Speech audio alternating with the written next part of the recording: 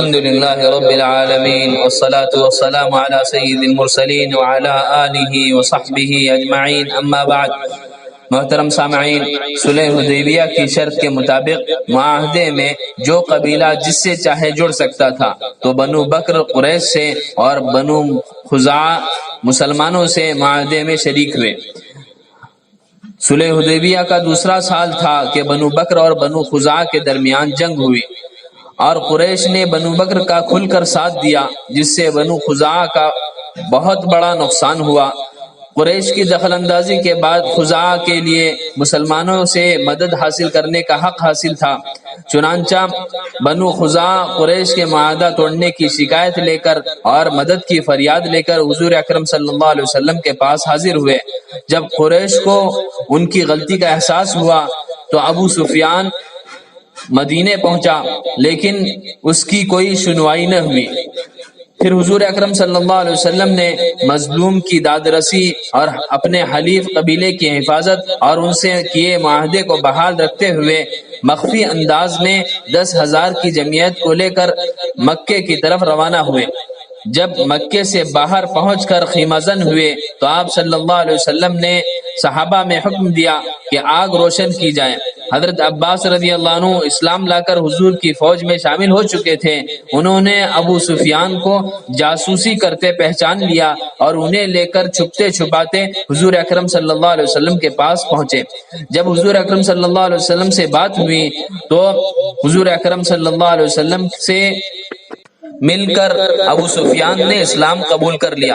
اس دن حضور اکرم صلی اللہ علیہ وسلم نے عام معافی اور امن و امان کا اعلان کر دیا کہ جو حرم میں پناہ لے یا جو اپنے گھر کا دروازہ بند کر لے یا جو ابو سفیان کے گھر پناہ لے، وہ سب مامون اور محفوظ ہوں گے۔ اور صحابہ سے کہا کہ کسی کی مال جائیداد کو نقصان نہ پہنچایا جائے۔ اب وہی شخص ہلاک ہو سکتا تھا جو خود اپنی جان کا دشمن ہو اور معافی و سلامتی کا خواہش مند نہ ہو۔ پھر حضور اکرم صلی اللہ علیہ وسلم شان عبدیت کے ساتھ غلبہ تواضع سے سر جھکائے سورہ فتح تلاوت کرتے ہوئے مکہ داخل ہوئے اور فرمایا: اليوم یوم المرحمہ، اليوم یعز اللہ قریشا ویعظم اللہ الکعبہ۔ آج عام معافی اور رحم کا اعلان ہے۔ آج اللہ تعالیٰ قریش کو عزت عطا کرے گا اور کعبے کی عظمت کو بڑھائے گا۔ پھر آپ نے کعبۃ اللہ کا طواف کر کے اندر داخل ہوئے اور بتوں سے کعبہ کو صاف کیا، اور پھر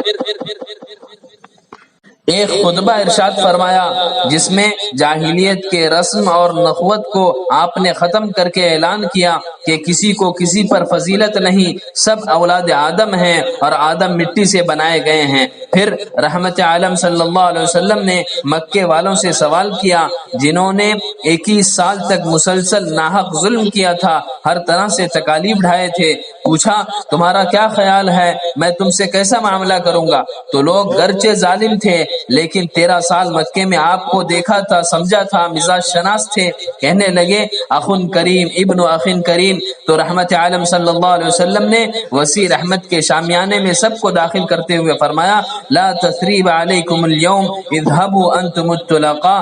آج تم سے کوئی مواخذہ نہیں، جاؤ تم سب آزاد ہو۔ رحمت عالم صلی اللہ علیہ وسلم کے ان احسانات سے متاثر ہو کر بہت سے مرد و عورتوں نے اسلام قبول کیا۔ دوستو، یہ نبی رحمت صلی اللہ علیہ وسلم کا عملی پیغام ہے امت محمدیہ کے نام۔ اب ہمیں بھی محسن انسانیت صلی اللہ علیہ وسلم کی احسان والی صفت کو اپنانے کی ضرورت ہے۔ اللہ تعالی ہم تمام کو ان کی اعلیٰ صفات سے متصف فرمائے، آمین۔ وآخر دعوانا ان الحمد للہ رب العالمین۔